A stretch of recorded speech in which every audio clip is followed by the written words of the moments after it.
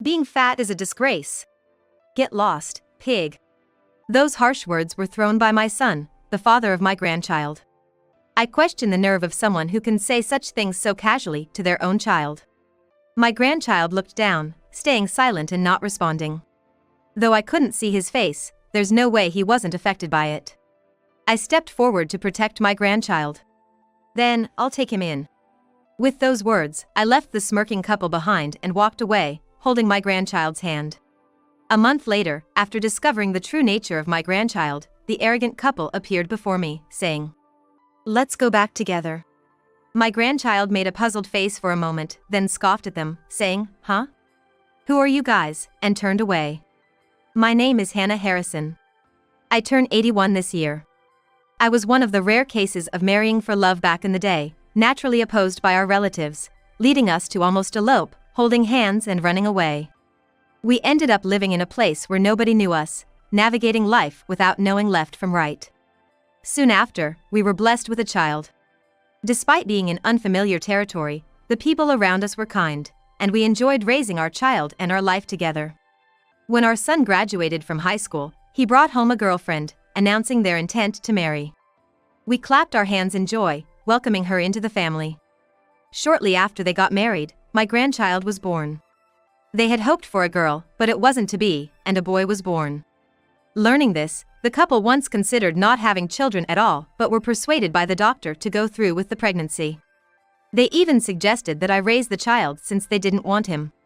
I convinced them otherwise, and my grandchild grew up well despite their reluctance to parent. It seemed they had no interest in raising their child, forcing me to frequently check in on them.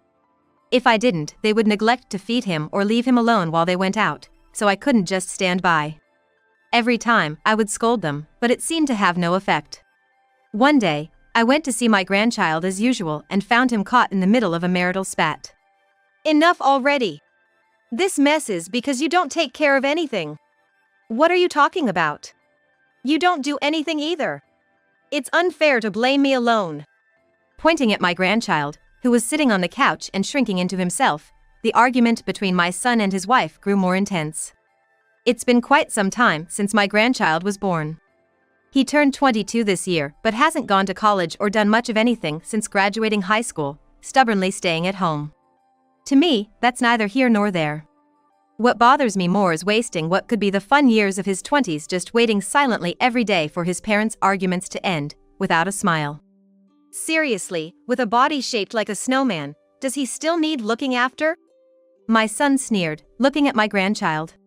His wife joined in with a smirk, also glancing at my grandchild.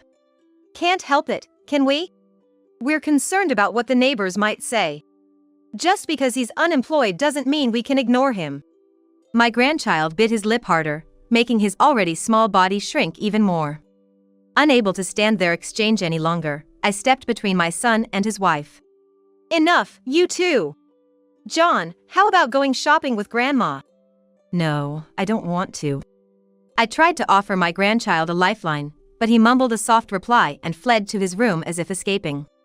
Such an ungrateful son. My daughter-in-law muttered, snorting and watching him go. Then, as if their earlier argument was a lie, the couple mentioned having errands and left. I tidied up the untidy house while checking on my grandchild. From a young age, he wasn't looked after much and grew increasingly reclusive due to the constant sarcastic remarks from his parents. I worry about how he spends his days, so I occasionally come over to do some housekeeping and look after him in secret.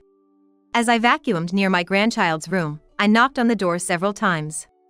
"John, haven't you had lunch yet? I made some lunch. Would you like some?" He usually avoids leaving his room, especially when his parents are home. Sneaking out to buy fast food when they're asleep or out. Years of eating fast foods have caused his weight to skyrocket. It breaks my heart to see him like this, so I always bring a homemade lunch when I visit, hoping it's more nutritious. After a pause, the door cracked open. My grandchild peeked out to see me. "I'll eat here."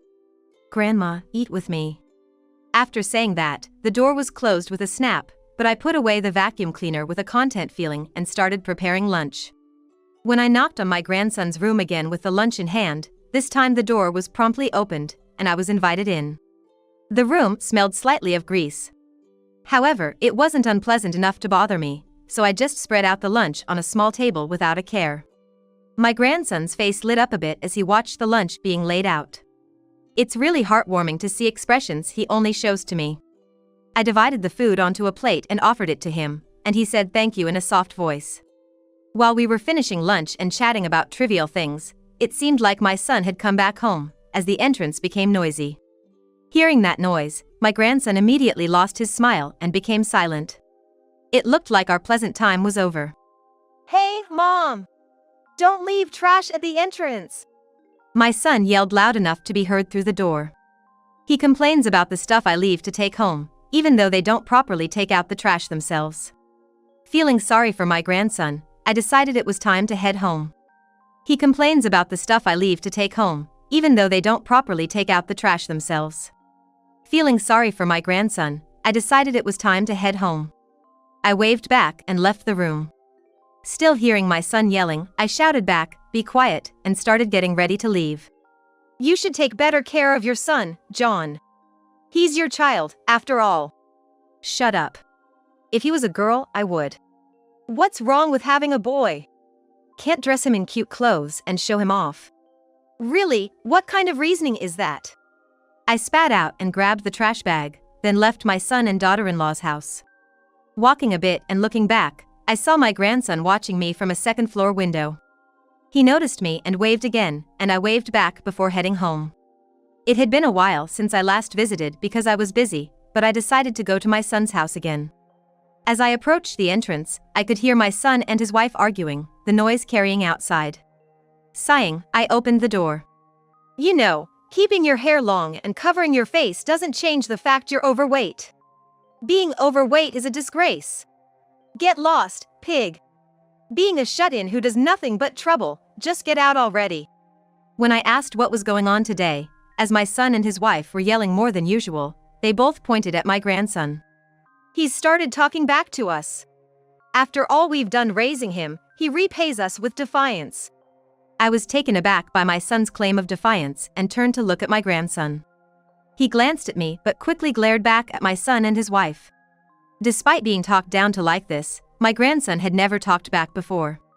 Yet, this time, he stood his ground firmly, not willing to back down. I was so surprised by his stance that I just stared at him with my mouth open. You don't work, but you're always relying on our money. If you have time to spend money on your pointless hobbies, why don't you go back to school? Yeah, we're fed up with you eating into the money we earn. If you're going to continue to be a burden, then please leave. My grandson, being told to leave by his parents and having no job or place to go, probably wanted nothing more than to leave this house. But he couldn't, and he couldn't even argue back. He just glared at them, biting his lip. You can't do it, can you? Of course, you've always relied on our money. My grandson clenched his fists in frustration. He looked like he was on the verge of exploding with anger. Then, John will be living with me. My statement brought silence. My son and his wife stopped yelling, and my grandson stared at me in shock. I addressed the three of them clearly. I can't believe you'd tell your own child to leave. I wanted to do this sooner but didn't interfere, thinking it was better for him to be with his family. But I can't stand to see my dear grandson treated like this any longer. If he has nowhere to go, he can come to my house. John, pack your bags and come with me. In my words, my grandson snapped out of it and ran to his room. My son and his wife, not expecting this turn of events but happy to be rid of the problem, didn't stop him, smirking instead. After a while, my grandson came out with his bags packed. I took some of his luggage and, ignoring my sneering son and daughter-in-law, left the house. My grandson followed behind me. And so, we started living together. My grandson followed behind me. And so, we started living together. My grandson was silent on the way to my house, but he held on to the lunch I gave him, following me closely. When we arrived at my house, my grandson, leaving his luggage somewhat aside, entered the living room holding only the lunch. From today on, he'll be living in this house, which I currently inhabit alone. John, let's have lunch for now. I called out to him while preparing dishes in the kitchen. My grandson, who had been aimlessly looking around the living room, nodded slightly and began to lay out the lunch on the kitchen table. After everything was ready, we put our hands together and said grace before eating, and John did the same. We finished our meal without much conversation, and I began to clean up. My grandson seemed unsure whether to help or not, but I gently declined his offer. "John, I'll give you any room you like on the second floor. Go see which one you'd prefer."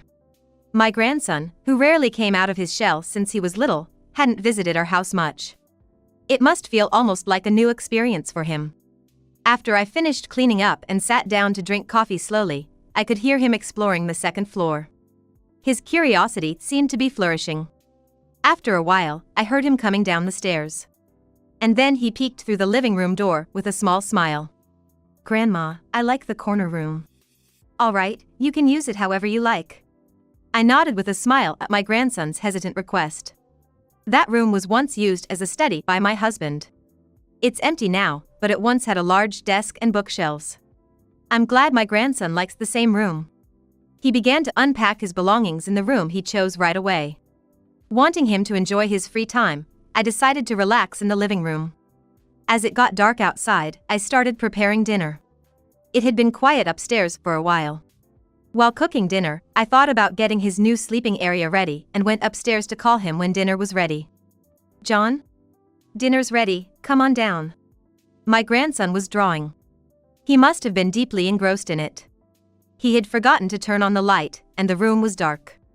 In the center of the room, a canvas displayed a large Gerbera daisy illuminated by a streetlight.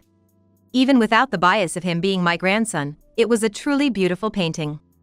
The room had a stronger smell of oil paint than it did back at my son and his wife's place. John has a hobby of oil painting. "Grandma, this is for you." The canvas featured a large orange Gerbera daisy, with a background of clear blue sky and thin clouds floating by. Yet, it wasn't just that, the corners were tinged with the color of sunset, giving the impression that evening was approaching. It was a wonderfully nice painting. I knew of my grandson's hobby, but I had never actually seen his work. I was surprised by his talent upon seeing it for the first time. "You don't want it, right?" My grandson, seeing that I hadn't said anything, slumped his shoulders and sighed as he stood up. "It's a bit smelly from the paint. I'll open the window to ventilate, so you go ahead downstairs." "Are you sure I can have such a wonderful painting?" "Yes." I approached the painting my grandson had made and looked at it intently. I couldn't help but cry. Embracing my flustered grandson, I thanked him repeatedly. That painting became my favorite. I hung it in the living room and spent every day admiring it. Initially, John was embarrassed and shy about it, but as I kept praising him, he gradually started to smile happily. He said he had never been praised before, but my enthusiastic compliments seemed to inspire him to create more. As he finished each one, I praised and displayed them, and eventually, our living room turned into a gallery of his works. As I was sipping coffee in the living room and admiring them, a voice came from the garden. "You have a lovely home. Do you like paintings?" Turning towards the voice, there was a man. It seemed he was interested in John's paintings visible from the garden. I replied, "I don't know about paintings in general, but I love my grandson's paintings. All of these were done by him. May I hear more about it?" "Yes, of course." I was thrilled that someone was interested in my grandson's paintings, so I hurried outside to chat with the man.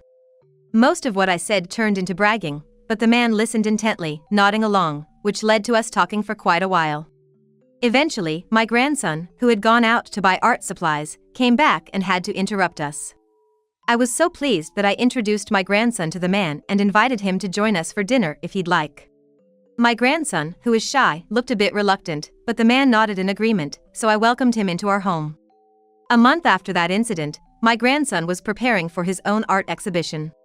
It turns out the man who approached us in the yard owned an art gallery and had become interested after seeing me looking at my grandson's paintings. He found it curious how happily I gazed at the walls of the room, adorned with numerous paintings. Attracted by the artwork, he expressed a desire to learn more about it. Before we knew it, arrangements were made, and today, my grandson's exhibition was finally opening. The man even reached out to television stations, and a local news program came to cover the event. My grandson was very shy with all the attention but seemed pleased to be praised by so many people. The exhibition was a huge success and boosted my grandson's confidence, leading him to create even more paintings. I thought we were set for a smooth sail from here on, but then an unexpected visitor showed up. One day, someone visited our house. Thinking it was about time for a visit, I went to answer the door without checking who it was, only to find my son and his wife standing there. Looking down at me with smirks, I felt nothing but disgust towards them. Mom, it's been a while. We thought it might be getting tough for you to take care of John, so we've come to take him back. Sorry for the trouble. He can be quite a handful, can't he? Their insincere tone was obvious, and I was speechless. While I stood there dumbfounded, my grandson came down from the second floor and spoke to me. Grandma, is it that time already? My grandson, who had been working on his art late into the night, yawned as he headed towards the living room. However, upon noticing my son and his wife, he made a puzzled face, quickly walked towards me, and positioned himself between us and his parents. Seeing this, my son and his wife looked surprised. John, have you lost weight? Not dramatically, but yeah, you've slimmed down. Indeed, my grandson had lost some weight since moving in with me. The poor diet and unhealthy lifestyle he had led to weight gain, but since living with me and focusing on his art, he stopped snacking and ate balanced meals, gradually becoming healthier. And though my grandson tries to hide it, I know he sneaks out to run in the middle of the night. Since leaving his parents' house, he's started to make an effort. It's as if he's reaching for something he's never had before. And now, with what face have they come here? My son and his wife, still smirking as usual, finally broached the inevitable topic. You must be tired of living here by now. You can come back to us if you want. We thought you'd want to live as a family of 3 again, so we came to pick you up. We'll buy you all the art supplies you need, you don't have to stay here anymore. Let's go back together, shall we? Did they really think he would accept their offer after ridiculing his interests? After treating him poorly just because he wasn't the daughter they wanted? Despite the awful things they've said and essentially kicking him out, now that he's found success away from them, they decide it's time to welcome him back. The audacity was boiling my blood. My grandson, likely feeling the same, clenched his fists, glaring at them the entire time. Just as I began to worry it might turn into a physical altercation, he relaxed his shoulders, unclenched his fists, crossed his arms, and scoffed at them. Huh? Who are you guys? We were all taken aback by his response. My son and his wife looked at each other. Seriously? After kicking me out just because I wasn't a girl, and now you come back just because I appeared on TV? Really shows what kind of people you are. Mimicking my son and his wife's insincere laughter, my grandson let loose, giving them a piece of his mind. Having been subjected to their sarcasm since he could remember, he knew exactly what to throw back at them. He didn't stop until he had said everything he could think of, then heaved a big sigh. That's the deal. I'm not going back, and I don't want to. As my grandson made his stance clear, my son and his wife, their faces turning red with anger, were about to explode when a familiar voice intervened. I'd like to hear more about this story. Turning around, they saw the man who had helped with my grandson's exhibition. Followed by reporters scheduled for today's magazine interview. They all pointed their voice recorders our way, having recorded the entire exchange. Seeing the reporters' involvement, my son and his wife tried to flee with their faces contorted. However, the reporters and neighbors who had crowded the entrance wouldn't let them, and in the end, they couldn't escape. They were forced to watch as we proceeded with the interviews. A few days later, the incident made the news and was featured in a magazine article of considerable size. We arranged for a lawyer, a restraining order was issued against my son and his wife. They've been troubled by daily reprimands over the phone and cold looks from the neighbors. Now, they can no longer approach my grandson. It's their punishment for trying to manipulate him for their own convenience. My grandson has continued his art and diet as if nothing had happened. It seems like lifting the emotional burden has inspired him to face everything more positively. As for me, I've received several paintings from my grandson since then and even gave an interview about discovering his talent. Now, I'm leisurely sipping coffee while watching a documentary featuring my grandson. Occasionally, I can't help but smile as I gaze at the Gerber painting in the living room, which stands out among the rest.